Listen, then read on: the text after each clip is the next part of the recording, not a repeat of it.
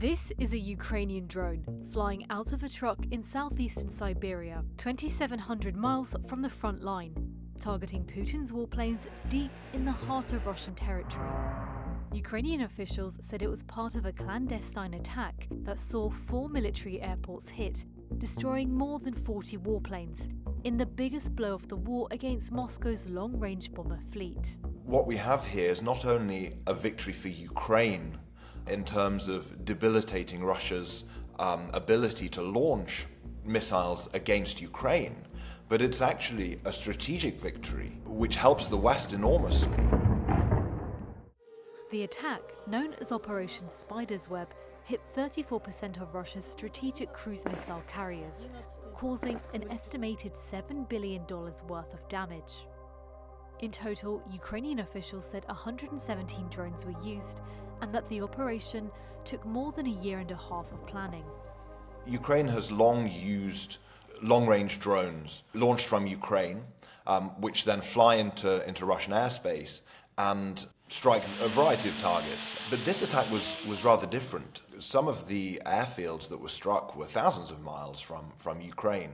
And the operation didn't involve these long-range drones, which we've become used to seeing launched from Ukraine. Instead, these were small drones which were launched from containers on trucks. We don't yet have the details of exactly how this happened. The SBU has not revealed it. It has shown some photographs of what these containers looked like, which were clearly loaded onto the trucks, and the way that the drones were concealed within these containers. We don't know exactly how they got into Russia, but it seems to be that Ukraine has taken advantage of commercial networks to deliver a weapon deep inside the territory of its enemy in a way that the Russian security services and military have been stunned by and were absolutely not ready for. Ukraine's President Volodymyr Zelensky said the operation had tangible losses. US officials said that Kyiv didn't provide advance notice of the strikes to the Trump administration. This operation appears to have used only Ukrainian equipment, non-US equipment, and therefore Ukraine has clearly felt that it doesn't need to inform the US. Russia has not confirmed how many planes were hit, but has said that aircraft were damaged and set on fire. What we're seeing here is an extraordinary assault that not only is it a demonstration of Ukraine's ability to innovate and strike Russia where it's not expecting it, it's also a clear indication that Russia is not invincible. Russia has been seeking to portray its victory in Ukraine as inevitable. This extraordinary operation shows that Ukraine is still in this fight and can cause significant damage to Russia well beyond the battlefield. In this video, the journal was able to confirm the location by analysing satellite imagery. The smoke seen is rising in the direction of the Belaya airbase, located around 2,700 miles from the front line. It's clearly a big blow for Russian air capabilities. We don't know how many of Russia's strategic bomber fleet is actually still airworthy, but clearly, what we've seen is, Ukraine claiming 41 airplanes that have been taken out.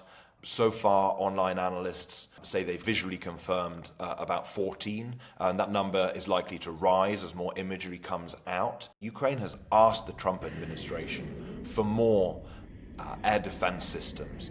Those have not yet been forthcoming, but Ukraine has, through this attack, has found an even better way to try to stop Russian missiles from striking their cities, killing civilians and children, and that is by taking out the aircraft before they even take off. Analysts say Russia will now have to rethink how it stores and defends its bombers. Ukrainian officials say some of the planes that were destroyed are no longer produced by Russia. These aircraft that Russia has lost, either damaged or destroyed, were an important part of Russia's power projection.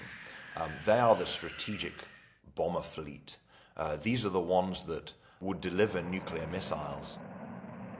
The fact that Ukraine has been able to destroy some of these aircraft, and in a quite spectacular way, is a demonstration not only of Russian weakness, of Russian security flaws, as well as Ukrainian ingenuity, but it also cramps Russia's ability to project that power because the size of its strategic bomber fleet is now smaller. The attack came a day ahead of planned peace talks between Ukraine and Russia. Russia must feel what its losses mean. That is what will push it toward diplomacy. And when Russia takes losses in this war, it's obvious to everyone that Ukraine is the one holding the line, not just for itself, but for all of Europe. It's a message for Russians that Ukraine can cause severe damage to Russia, deep, deep inside Russia. And it's a message for the other partners that have been supporting Ukraine, particularly for the US, which under Donald Trump has been wavering somewhat in its support. It's a message to them. Ukraine is still in this fight.